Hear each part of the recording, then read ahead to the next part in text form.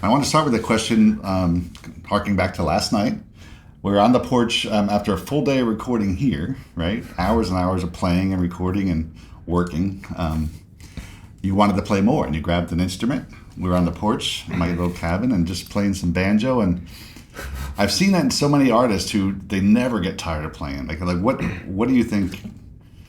What do you attribute that passion to for music and playing? Oh, well, first of all, you just can't miss an opportunity to spend a night on a log cabin porch in the middle of the Smoky Mountains or somewhere, and there's a fretless banjo. You just got to pick it, you know. Hear, hear. All sorts of visions spring to mind. Yep. But yeah, well, I grew up in a musical family. My mum plays the accordion. Mm-hmm. She's from County Clare. She sings all the old Irish ballads, and my dad played music too. Mm-hmm. My sister, we had a family band. You know, we played in pubs and clubs, and kind of, you know, in Essex into Suffolk, which is kind of the east of England. You can make it in Essex. You can make it anywhere, right? Pretty much, yeah. In Essex, it's kind of, you know, come on then, entertain me now. You know, let's see what you can do. You know, Right. And occasionally they might just. You know, I know I'm going to get loads of stick from people back at home for that, but Yeah. perhaps moreover, it's kind of hard playing to your home crowd. Sure. I'd say that's it, because you know people in the audience. Yeah, I've talked to other artists as well, and they say it's so much easier to go to Germany or somewhere else. Sure. And audiences come, whereas in your hometown, you're just like that guy that's been here for Yeah, years. that's right. I've got a piece called All This Time, and locals now call it Doing Time, because they've heard it so many times. It's like a prison sentence. I love it. What kind of stuff were you playing with your sister and your family? Well, we had a lot of the Dubliners cassettes hanging around the house. Foster and Allen, Daniel O'Donnell, bit of Johnny Cash and Hank Williams thrown in there as well. Great. So that kind of stuff. But it was kind of funny in the family bands, as I've mentioned before, because, you know, if you ask a guitar player who their influences are, you might expect the names Jimi Hendrix and Eric Clapton and Hank Marvin and Chet Atkins to come through. But, you know, I was a teenager in the 90s, so I was listening to people like Joe Satriani and Steve Vai, Paul Gilbert, Yngwie Malmsteen, you know, all these kind of electric distortion pedal shredders. Yeah. And that's what I wanted to do as a teenager, you know, which was kind of fun in the family band, you know. You know, if we were playing Country Roads, for example, by John Denver, then halfway through I'd break into like Eruption from Eddie Van Halen, you know, switch on the distortion pedal, and then back into the next verse. Almost there. So, what's going to happen there? Did you ever get grounded for that? So, they just let me go. Yeah. I was playing banjo at the same time. I started on the banjo. Okay. I played a banjo that was almost as tall as I was at the time, and I used to drag it about 3 streets away to a guy's house, and in return for teaching me, my parents cooked him Sunday lunch. Great. Yeah, and I started with, you know, index, middle thumb rolls. Didn't even play a single note or fret a single note with the left hand. Just picking 8 note configurations and getting all those rolls super smooth. And Yeah. Cool. eventually, I learned the chord of, you know, G, C, and the other one, and then I put the lot together. Yeah, there were some amazing players around at that time. There was an incredible old guy I looked up to, as, you know, from the rock guitar perspective. To actually see this in the flesh was amazing. To witness the playing of a guy called Phil Hilborn, who writes for Guitarist, or used to write for Guitarist magazine and guitar, like English magazines, Guitar Techniques magazine, and to go and see a bit of whittling in the flesh was pretty cool. You know, he had a couple of cabs, Right. a nice PRS guitar, and he was just hosing it down on a Saturday night in the local pub. Right. And that was great, you know. And when I was really into that stuff, I even phoned up an amazing guitar player that the world has got to know now, a guy called Guthrie Govan, and he was from the same town as me. I actually went to his house for a couple of shredding lessons when I was a teenager. Yeah, I just couldn't believe what I saw. You know, still to this day, I think he's just one of the greatest pickers on the planet. That's cool. Yeah.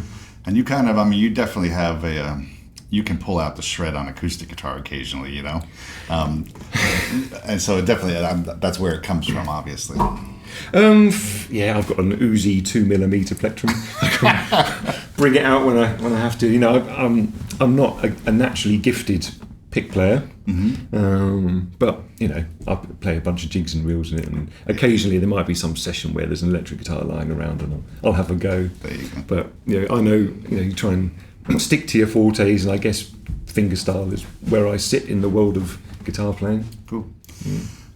Let's talk a little bit about your writing and composing. We've talked a little bit of that, between us, but it's really interesting to me that your arrangements and your songs are so.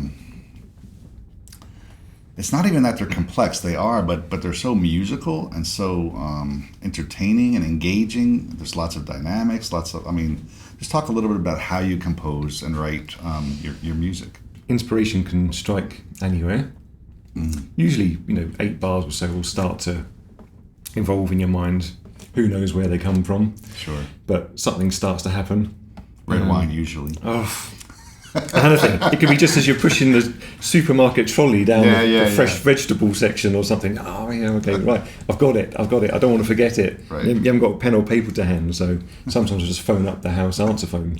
There you go. And I sing it down the answer phone. I've been able to write it on a cantaloupe. Yeah.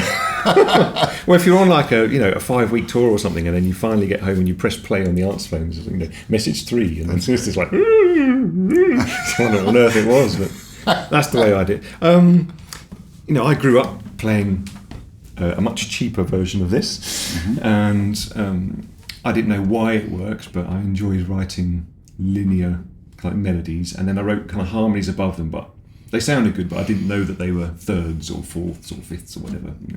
And I used to ask my sister to play the other part. What age was that?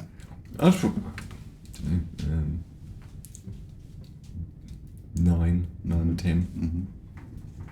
Yeah, it was fun. Yeah. Just these kind of 16-bar things, and it sounded kind of interesting. And then I started to explore the possibilities of the guitar, and learn lots of music as well. I had a classical teacher, and also I was playing in a rock and roll band, a funk band. I was playing in the orchestral pits at the local theatre, playing banjo and guitar. So I had no idea what G plus meant. I learned the hard way. Just means to sharp the fifth, right? Right. I knew there was some weird thing going on, but I had no idea what it was. I just kind of wiggled my fingers a bit till it sounded right, and learnt about the theory afterwards. Yep. But as I became much more familiar with the fretboard, I started to write in a different way after going to college, because I could create the melodies in my head and think about the chords. And these days it's worked to a point where it's all written out already before I picked up the guitar. Okay, so you're writing on paper these days. So I just commit what I hear to paper, and then I'm pretty sure the melody's kind of stable, coherent and cohesive along with the chord sequence, and then that piece of music can be arranged for anything afterwards. It could be arranged for string quartet or orchestra or Mongolian Tuvan throat singers, or in my case, for the most part, solo guitar, because that's what I do.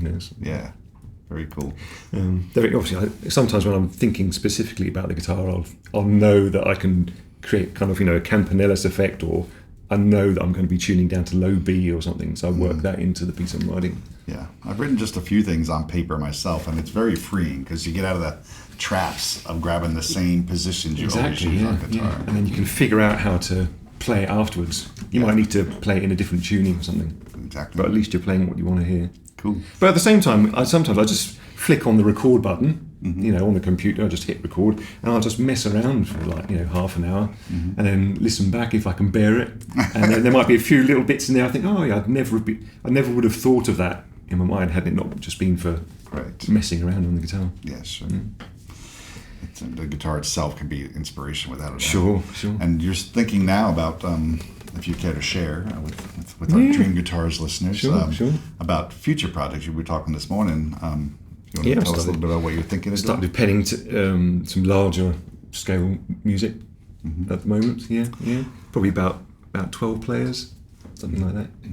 For more orchestral. Yeah, kind of strings, imagine like string quartet with a double bass, and then a few wind players and a percussionist, that kind of thing. Cool. I have no idea how I'm going to pay for it, Right. but I'm just going to write it anyway. And you're not going to do it MIDI. You're going to get real players. Oh yeah, I might program it in just to see what it sounds like Right. roughly, but it's never the same as using a real live human being. Yeah, for sure. For sure. Talk a little bit about who you're playing with and what each setting might. Well, with Michael Mannering, I mean, Yeah. you know, he's an amazing player, right? Yeah, yeah. You know, he's just one of the bass playing greats. Yeah. And we have a mutual friend. Our agent in Italy manages both of us. Okay. And so for me, it was just a case of, oh my God, you know, this guy knows Michael Mannering. I'm going to see if I can play a duo tour with him. Right. And it happened. It was in Italy a few years ago. And there I was playing beside this fella. And just, you know, he's just a superb musician. We played everything from Bach 2-part inventions through to some kind of, you know, really complicated jazz lines of his own composing. Yep. Yeah. He told me some nice stories about his times with Michael Hedges, of course. Sure. Yeah. And I suppose through an old UK agent, I got to know Tommy Emmanuel. I started off, you know, I was touring with John Renbourn when I first finished college, and yeah, then he was playing. John was playing other projects. He was playing with Jackie McShee and Whiz Jones, and I was doing other things. And I remember Tommy Emmanuel was playing at a club not too far from my house, so I went along just to watch him. Right, and he's like, "Oh, hey, Clive, how's it going? You know, heard about you and great to meet you and everything. Have you got your guitar?" Right, okay. And I didn't, but I had the banjo. I just happened to have the banjo in the boot, in the trunk. Right. So he said, "Oh, go and get it then." You know. So we played like half an hour's worth of bluegrass banjo music in the second half, dueling banjos and Foggy Mountain Breakdown and Blackberry Blossom, that stuff, That's Bugle great. Rag. And he was just giving it stick, and the audience were loving it and everything. I think he kind of enjoyed it, right? Sure. So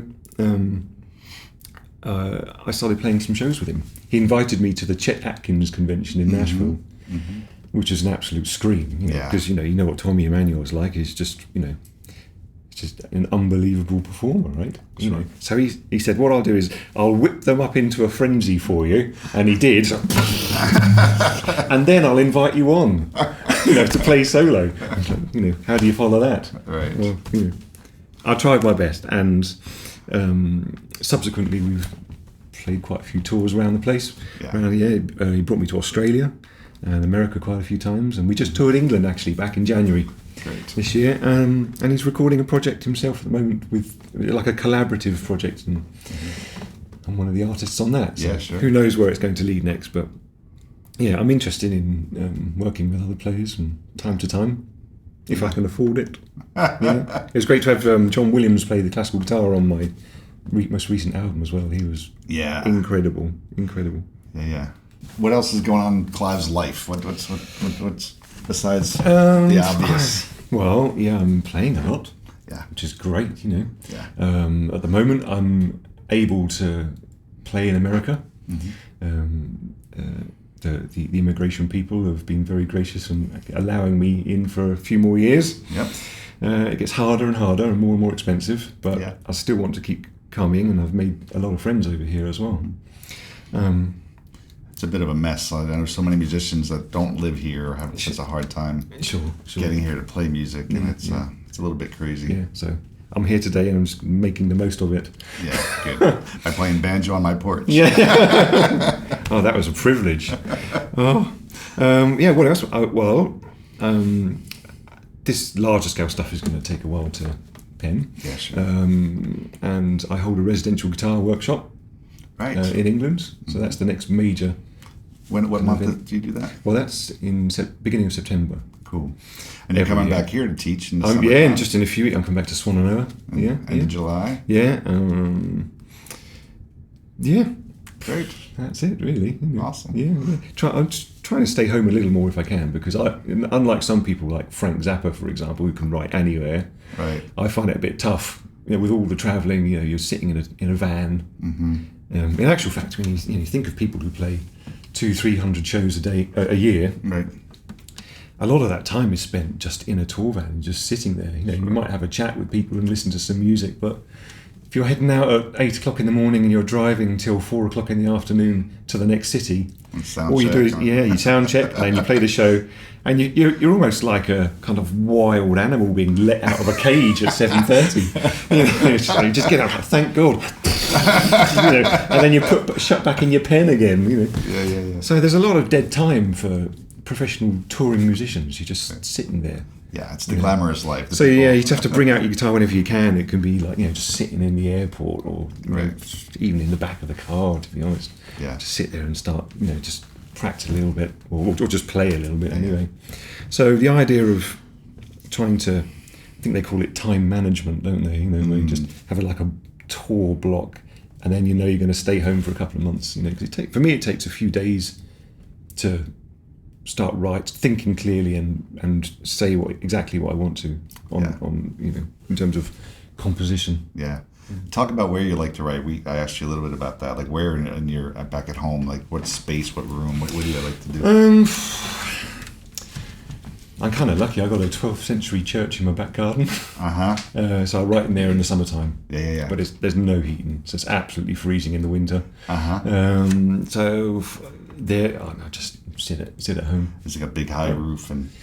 Yeah, I got a high ceiling. Neat. Yeah, nice acoustic. Yeah. But the church has got a high ceiling as well. Right. And I just move from pew to pew depending on where the sun's shining in. Just sit in the beam there. That's neat. Yeah. I wrote most of my album in that church. Waiting for divine inspiration to come through. Yes. Cool. Hallelujah. Yeah. Well, thanks so much for coming by again. Always My great pleasure. to see you. My pleasure. Until we meet again. All right then. Cheers.